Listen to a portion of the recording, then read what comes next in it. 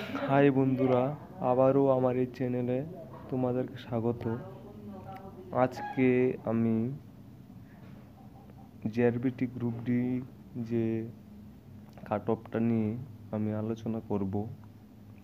আমাকে কিছু বন্ধুরা কমেন্ট করেছিল যে জেআরবিটিটা কবে ছাড়া হবে এবং কাট অফটা কত হতে পারে সেটা বলার জন্য, সেই জন্য আজকে ভিডিওটা বানানো। তো প্রথমে বলবো, জিআরপিটি তো অনেকগুলি পোস্ট নিয়ে এসেছে। সেগুলি সেদিন তো বলেছিলাম যে আগের ভিডিওতে বলেছিলাম জিআরপিটি গ্রুপ ডিটা কী পরিস্থিতির মধ্যে আছে। যে ভিডিওটা দেখতে চাও তাহলে গিয়ে দেখতে পারো, কমেন্টে আমি দিয়ে দেবো ভিডিওটা লিঙ্কটা, ঠিক আছে। প্রথমে বলবো যে জেআরবিটি গ্রুপ ডি যে কাট অফটা এটা এটা হবে এক্সামের উপর, কীরকম হয়েছে এক্সাম, কার কীরকম হয়েছে এরকম, মানে এটার উপরে কাট অফটা হবে, ঠিক আছে। কিন্তু তারপরও আমরা একটা অনুমান লাগিয়ে বলতে পারি যে কাট অফটা কীরকম যেতে পারে, ঠিক আছে। আমাদের বন্ধু বান্ধব বা কিছু যারা আছে, যারা পরীক্ষা এক্সামটা কীরকম হয়েছে সেটার উপর নির্ভর করে একটা মানে অনুমান করা যায়। তারপর এটা অনুযায়ী আমি একটা অনুমান লাগিয়ে বলছি। যারা মনে করো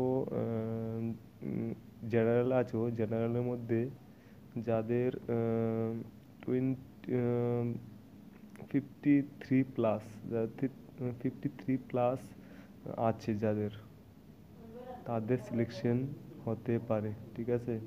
সিলেকশন হওয়ার সম্ভাবনা আছে, ঠিক আছে। কিন্তু যাদের 60+ তারা 100% সিলেকশন হয়ে যাবে, এটা লিখে রাখো, ঠিক আছে।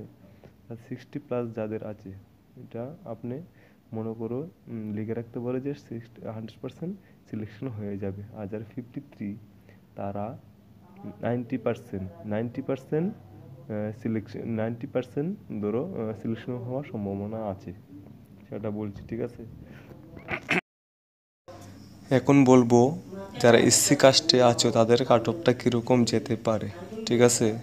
যারা এসসি আছো তারা যাদের 53+ আছো তারা 100% সিলেকশন হতে পারে, ঠিক আছে। 100% সিলেকশন হয়ে যেতে পারে যারা 53+ আছো, ঠিক আছে।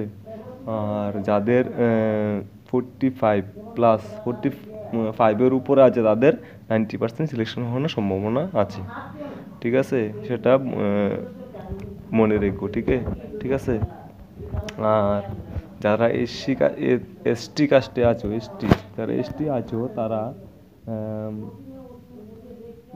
45 থেকে 48 এর উপরে যারা আছো তাদের সিলেকশন হওয়ার সম্ভাবনা 100%, সিলেকশন হওয়ার সম্ভাবনা 100% আছে, ঠিক আছে। আর যাদের 40+ থেকে 40+ আছে তাদের 40+ থেকে 48 এর মধ্যে আছে তাদের 90% সিলেকশন হওয়ার সম্ভাবনা আছে, সেরকম একটা অনুমান লাগানো যায়। আমি যেটা আজকে ভিডিও বানিয়ে তোমাদেরকে বলছি যে কাট অফটা কীরকম যেতে পারে, যেদিন রেজাল্টটা দিবে সেদিন বলতে পারবে যে আমার কথাগুলো সঠিক কিনা, আমি ঠিক বলেছি কিনা।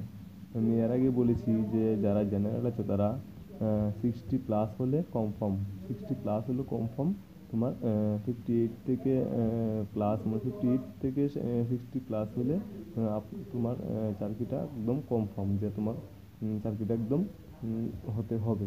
আর যাদের এসসি তারা 53+ হতে হবে, 53+ হলে তোমার চাকরিটা হওয়ার সম্ভাবনা সবচেয়ে বেশি, ঠিক আছে। আর এসটিতে কথা যারা বলেছি 48+ হতে হবে, 46 থেকে 48+ হতে হবে, তাদের সিলেকশন হওয়ার সম্ভাবনাটাও সবচেয়ে বেশি। আর নর্মালি যারা 43+ আছে, 43 থেকে 48-এর মধ্যে আছে তাদের 90% সিলেকশন হওয়ার সম্ভাবনা আছে, ঠিক আছে।